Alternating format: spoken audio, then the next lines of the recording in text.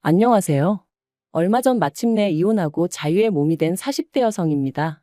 이혼을 하게 된 건, 시작은 신우 때문이었지만, 어떻게 보면 시댁 식구들 전부 다 문제였어요. 그나마 남편만 이리저리 휩쓸리지 않고 든든하게 제 곁을 지켜주었다면 제가 먼저 남편 손을 놓는 일은 없었을 테지만, 남편마저 그 모양인 걸 알았을 땐 더는 안 되겠다 싶었고요. 이제 다 끝난 인연인데 이런 걸 구구절절 말해 뭐 하나 싶지만 남편하고는 사내 커플로 만났어요. 남편이 나이는 저보다 7살이나 많았지만 직급은 같았거든요. 그렇다 보니 팀이 다르긴 했어도 일적으로 자주 마주치게 되었죠. 그런데 저에게는 어디까지나 그게 전부였지 사실 남편이 이성으로 보인 적은 없었습니다. 이제 와서 말이지만 솔직히 외모로 보나 뭐로 보나 제 스타일이 아니었거든요. 하지만 그런 제 감정과는 상관없이 회사 규모가 작다 보니 직원 수도 얼마 되지 않았고 그런 상황에서 남편이 저에게 호감을 갖고 있다는 소문이 금세 퍼지면서 아무튼 지금 그때를 생각하면 또다시 스트레스가 스멀스멀 올라옵니다. 몇몇 여직원들은 제가 꼬리를 치고 다닌다는 말도 안 되는 헛소리까지 해댔었거든요. 그래서 저는 저 나름대로 더더욱 남편에게 거리를 두었는데 그러자 남편은 더더욱 적극적으로 저에게 다가오대요. 그리고 결국 그런 남편에게 저도 마음의 문을 열게 되면서 본격적으로 연애를 시작했어요. 그런데 막상 연애를 시작하고 나니까 전에는 눈에 들어오지 않았던 남편의 좋은 점들이 보이더라고요. 가령 제가 무슨 이야기를 하건 무척이나 흥미롭다는 표정으로 저를 바라봐주는 것이나 지나가는 말처럼 어디 가고 싶다, 뭐 하고 싶다 하면 꼭 기억해주는 것. 별거 아닐 수도 있지만 매일같이 일에 치여 사는 입장에서 남편의 이런 사소하지만 다정하고 자상한 습관은 큰 힘이 되었죠. 그래서 연애를 시작한 지 1년 만에 남편이 결혼 이야기를 꺼냈을 때 저는 고민하고 말고 할 것도 없이 좋다고 했어요. 양가에서도 별다른 잡음 없이 저희를 새로운 가족으로 따뜻하게 맞아주셨고요. 그런데 그렇게 남편과 부부의 연을 맺은 지 2년 만에 저는 꿈에도 생각해 본 적 없는 아픔을 겪게 되었습니다. 정말 아픈 기억이라서 어디서부터 어떻게 말해야 하나 싶은데 집 앞 산책로에 개나리들이 하나씩 모습을 드러내던 시기에 엄마의 본능이었던 건지 왠지 제 몸이 뭔가 달라졌다는 느낌이 오더라고요. 그래서 혹시나 하는 마음으로 테스트를 했는데 2줄이었어요. 사실 신호는 1년만 즐기고 아이를 갖기로 남편하고 예전부터 얘기가 되어 있었는데 생각보다 임신이 되질 않아 조금씩 스트레스를 받기 시작했었거든요. 그랬으니 임신을 했다는 테스터기의 2줄은 저에겐 정말 벅찬 감동이었습니다. 그리고 이 기쁜 소식을 당연히 양가에도 알렸고 양가 부모님 모두 얼마나 좋아하셨는지 몰라요. 특히 친정부모님께서 무척이나 기뻐하셨는데 그 이유가 실은 저희 친정부모님도 굉장히 어렵게 저를 가지셨다 들었어요. 결혼하고 10년 동안 아이가 안 생겨서 입양까지 고려하셨었다고 했었죠. 그런데 저희도 애가 안 생기니 내심 친정부모님은 제가 당신들이 겪었던 마음고생을 그대로 겪는 건 아닌지 걱정이 이만저만이 아니셨다대요. 이런 것도 유전이 되나 싶어서 괜히 저희 남편 보기 미안하고 그러셨었다고. 아무튼 그렇다 보니 양쪽 집안 모두 축제 분위기였고 다 같이 모여서 밥이나 한번 먹자. 어버이날쯤 모이면 어떻겠냐 그렇게 얘기가 되었습니다. 그런데 어버이날 당일 어째서인지 늘 약속이 있다 하면 10분이고 15분이고 일찍이 도착하시는 저희 부모님이셨는데 그날따라 약속 시간이 지나도록 오시지도 않고 연락도 안 되고 영 찝찝한 마음을 감출 수가 없었죠. 그리고 그렇게 초조하게 기다리길 수분. 제 핸드폰이 울렸는데 그런 느낌 혹시 아시나요? 평소와 다름없는 벨소리인데 왠지 평소랑 달리 받고 싶지 않은 제가 그날 딱 그랬어요. 왜인지 불길한 마음에 그 전화를 받으면 안 될 것만 같았죠. 그리고 역시나 수학이 넘어 누군가가 말하길 저희 친정부모님이 교통사고가 났다는 거예요. 지금 모 병원 응급실에 계시다고 서둘러서 오라면서 말이죠.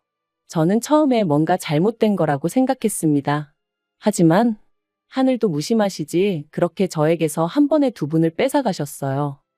그렇게 친정부모님을 잃고 저는 유산까지 겪었습니다. 사실 이렇게 말하면 어떻게 들릴지 모르겠지만 친정부모님이 돌아가신 이후로는 뱃속의 아이에겐 어떠한 마음도 쓸 겨를이 없었어요. 그래서 1달 가까이 집안에서 폐인처럼 지냈더니 아이도 그렇게 저를 떠나더라고요. 그런데 그 와중에 신우가 뭐라고 했는 줄 아세요? 사람이 죽고 사는 문제는 하늘에 달린 법인데 그걸 가지고 그렇게 울고 짜고 하면 뭐가 달라지기라도 하냐면서 저희 부모님을 돌아가시게 한 음주운전 차량이나 뱃속에 아이를 잃은 저나 별반 다를 게 없다는 거예요.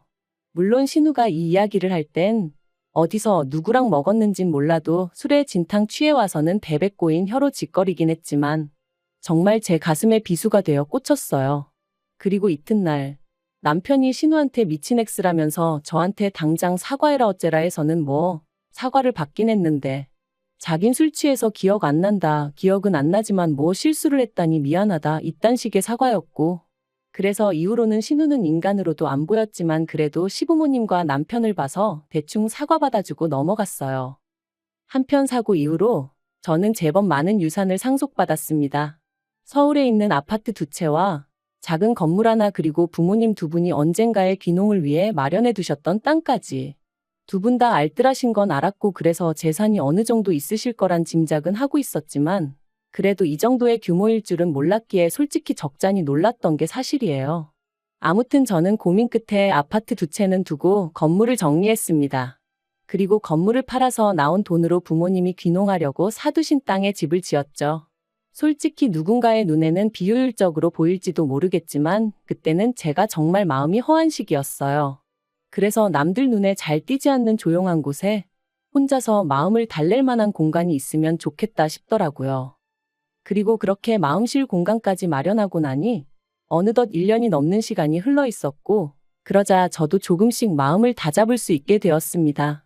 여전히 부모님의 사고는 큰 상처고 아픔이지만 그래도 뭐랄까 하루 이틀도 아니고 1년이 넘는 긴 시간 동안 툭하면 정신 나간 여자 마냥 눈물 쏟고 멍해져 있고 하는 저를 짜증 한 번 안 내고 받아주던 남편이 눈에 들어왔거든요. 그리고 그제서야 나만큼이나 남편도 힘들겠구나 싶은 게 이제 나도 정신 차려야겠다 뭐 그런 마음을 갖게 된 거죠. 그래서 저는 무엇이 나를 견디게 해줄까 생각하다가 오랫동안 생각만 하던 일을 실천에 옮겨보자 그런 생각이 들면서 저만의 작은 사업을 시작했습니다. 참고로 제가 여기다 무슨 사업인지 자세히 적을 순 없지만 저처럼 그리움이 가득한 사람들을 위로하는 그런 일이었는데 생각보다 정말 빨리 자리를 잡았고 매출도 쑥쑥 늘어나대요. 그래서 결국 남편도 직장을 관두고 제 사업을 같이 하게 되었죠. 그리고 그렇게 또 해가 지났을 무렵 저런 걸 누가 데려갈까 싶던 신우도 결혼을 했습니다. 시집 가면서도 조용히 얌전히 간 건 아니고 시부모님과 저희 부부 속을 있는 대로 긁고 갔어요. 사실 시댁은 가난한 것도 아니지만 그렇다고 다 큰 자식들을 계속해서 뒷바라지 해줄 만큼 여력은 없거든요. 그런데 신우는 계속해서 자기도 저희 부부처럼 서울에 있는 30평대 아파트에서 시작하고 싶다는 둥 헛소리를 해대더니 급기야는 저더러 아파트 2개 받지 않았냐. 하나는 누가 사냐 자기가 살게 해달라. 공짜로 살겠다는 소리 안 한다. 1억을 내고 살겠다. 뭐 별 거지 같은 소리를 어찌나 해대던지. 그리고 그럴 때마다 저에게 미안하다 사과하는 건 다름 아닌 시부모님이셨습니다만 아무리 그래도 결국 팔은 안으로 굽는 거고 피는 물보다 진하다잖아요. 어머님은 아니라고 하셨지만 이따금씩 당신도 모르게 저에게 좀 서운한 기색을 내비추셨는데 그게 또 나름대로 상처가 되더라고요. 그래도 그걸 가지고 티를 낸 적은 없어요. 그것 때문에 이혼까지 결심한 건 더더욱 아니고요. 결국 신우 시집 갈 때 저희 부부가 1,000만 원 보태주는 걸로 이야기가 마무리되었고 그렇게 또 비록 겉으로만이긴 했어도 적당히 잘 지내고 있다고 생각했는데 결혼한 지 6개월도 안 돼서 심해부가 실직을 했다며 신우가 심해부를 저희 부부가 하는 사업에 좀 끼워달라고 연락을 해왔습니다. 마침 제가 직원을 한두 명 더 뽑아야겠다 생각을 하고 있긴 했는데 신우가 어떻게 알고 연락을 했나 싶을 정도로 기가 막힌 타이밍이었지요. 그리고 이번에는 전보다는 조금 더 노골적으로 시부모님이 그러지 말고 기회를 한 번 주면 안 되냐는 식으로 얘기를 하셨어요. 그리고 시부모님이 그렇게까지 나오시니 제가 무조건 싫다고 하기도 그렇더라고요.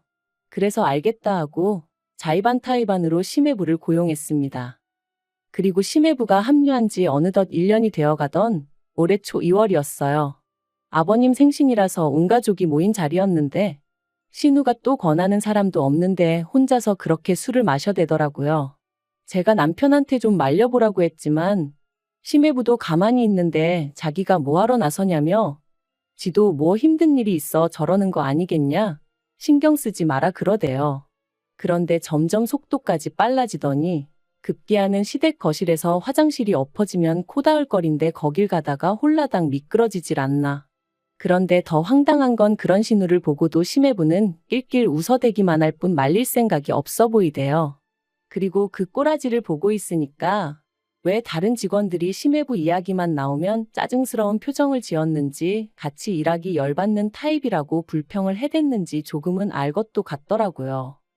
아무튼 신우까지 일이 자빠지고 저리 자빠지는 걸 보니 그만 자리 정리하고 집에 가는 편이 낫겠다 싶었습니다.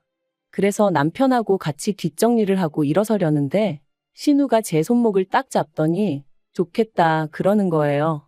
그래서 또 무슨 헛소리를 하려고 일어나 싶어서 뭐가 좋냐고 많이 취한 것 같으니 일단은 들어가서 자라고 했죠. 그런데 신우는 쉽사리 저를 놔주지 않았습니다. 그리고는 한다는 말이 1년 동안 내 남편 개같이 부려먹었으면 이제 가게 하나 차려줘요 그러는 거예요. 이게 무슨 소린가 싶어서 남편을 쳐다봤습니다. 그랬더니 남편도 황당한 표정으로 절 쳐다보더라고요. 그런데 그때 신우가 또다시 오빠가 그랬잖아. 내 남편 언젠가 독립시켜줄 거라고 그러는데 제가 남편을 쳐다보니까 그게 그런 뜻이 아니었다면서 하도 신우가 찡찡거리길래 저도 다 생각이 있을 거다. 일만 잘하면 제 성격에 모른 척하지 않을 거다 뭐 그랬다는 거예요. 어이가 없어서. 결국 혼자 아무 소리나 떠들어대는 신우를 뒤로하고 저는 불쾌한 마음을 감추지 못한 채 시댁을 떠났습니다. 그리고 남편과 집으로 오는 내내 한마디도 나누지 않았어요. 남편이 제 눈치를 살살 본다는 건 느껴졌지만 아는 척도 해주고 싶지 않았죠. 그리고 이튿날 예전과 마찬가지로 신우에게 전화가 왔습니다. 하지만 전과 달리 신우는 자기가 뭐라고 했는지 정확히 기억하고 있더라고요. 한 달에 300도 안 주고 사람을 부려먹었으면 이제라도 뭐 어떻게든 보상을 해줘야 하는 거 아니냐면서. 그래서 저도 신우한테 심해부가 하루에 5시간 일하는데 얼마를 받아갈 줄 알았냐 했습니다. 그리고 내가 주는 월급이 적어서 불만족스러우면 관두라고 했어요. 안 잡을 테니 편히 떠나라고요. 그랬더니 신우가 한다는 말이 재수 없다면서 부모 하나 잘 둬서 먹고 사는데 걱정 없고 좋겠답니다. 그리고는 하긴 사람 목숨하고 바꾼 돈이니 찝찝하긴 하네 그러대요. 정말이지 눈앞에만 있었으면 당장에라도 어떻게 해버리고 싶은 심정이었죠. 저는 결국 분을 삭히지 못하고 그 길로 그대로 시댁으로 향했습니다. 영문을 모르겠단 표정에 남편까지 데리고 말이죠. 그리곤 모두를 앉힌 후에 신우가 짓거린 말을 한번 들어보라고 통화 내용을 틀어줬어요. 어머님 아버님한테 이게 제가 들을 소리냐 울며 물었습니다. 그런데 어머님이 제 어깨를 안아주시면서 신우도 얼마나 맺힌 게 많으면 이런 소리까지 했겠냐며 애가 말을 못되게 해서 그렇지 심성이 나쁜 애는 아니라고 그러니 저더러 오해하지 말라대요. 순간 제 어깨를 감싼 어머님의 손길이 어찌나 가증스럽던지 그래서 제가 어머님 손을 뿌리쳤어요. 그리고는 아무리 어머님 딸이라지만 그래도 아닌 건 아니라고 말씀해 주셔야지 어떻게 이 와중에 저더러 이해하라 하시냐 했습니다. 그리고는 남편한테도 당신은 어떻게 생각하냐니까 기껏 한다는 말이 왜 이를 자꾸 키우냐는 거예요. 그냥 생각 없는 애가 한마디 짓거린 걸 가지고 흘려듣고 넘기면 되지 않냐면서. 그리고 어차피 사업을 더 확장하려면 아닌 게 아니라 매장도 새로 내야 되는데 그런 거 하나 그냥 신우 남편 준다고 하면 되는 거 아니냐는데 그간 내가 믿고 산 남자가 결국엔 이것밖에 안 되는 남자였나 싶은 게 정말 뭐라 달리 할 말이 없더라고요. 그래서 시부모님 그리고 남편에게 아무래도 여기서 잘못하고 있는 사람은 나인 것 같으니 내가 빠져주겠다 했습니다. 그리고는 바로 남편에게 이혼하자 한 거죠. 남편은 이혼은 못한다고 왜 갑자기 얘기가 그렇게 되냐면서 버텼습니다. 시부모님도 그날 이후로 제가 당신 말 뜻을 오해한 것 같다면서 그래도 홧김에 이혼 소리하고 그러면 못 쓴다고 그러셨는데 오히려 그런 말을 들을수록 제 결심은 확고해져 갔습니다. 막말로 사업체에 남편 돈 1원 한 푼 안 들어가 있었고 집이며 뭐며 전부 다 제 것이었으니 이혼해도 저는 두려울 게 없었으니까요. 그리고 일이 정말 커지고 나니까 그제서야 신우가 한다는 말이 자기가 제가 셈이 나서 말을 좀 얄밉게 한 거 안다며 미안하다대요. 너무 어이가 없었어요. 부모 잃고 여전히 슬픔 속에 사는 내가 뭐가 부럽다는 건지. 그래서 신우한테 그래. 너도 내가 겪은 거 꼭 겪었으면 좋겠다. 내가 그렇게 부럽다니 너도 꼭 내가 겪은 거 겪으라고 기도해 줄게 그랬네요. 그리고 저 진심으로 신우를 위해서 기도해 주고 있습니다. 제가 겪은 아픔과 고통 고스란히 꼭 느껴보라고요. 아무튼 그렇게 결국 7개월의 이혼 소송 끝에 저희는 남남이 되었고 남편은 시댁으로 들어갔으며 당연히 제 사업에서도 쫓겨났습니다. 심해부도 쫓겨났고요. 그러니까 이제 졸지에 원래부터 백조였던 신우의 무직인 아들과 사위까지 전부 다 시부모님이 거두고 계신 상황이죠. 뭐 그러던지 말던지 솔직히 별 관심은 없습니다. 아, 생각해보니까 아니네요. 관심 있어요. 다 망해버렸으면 좋겠거든요.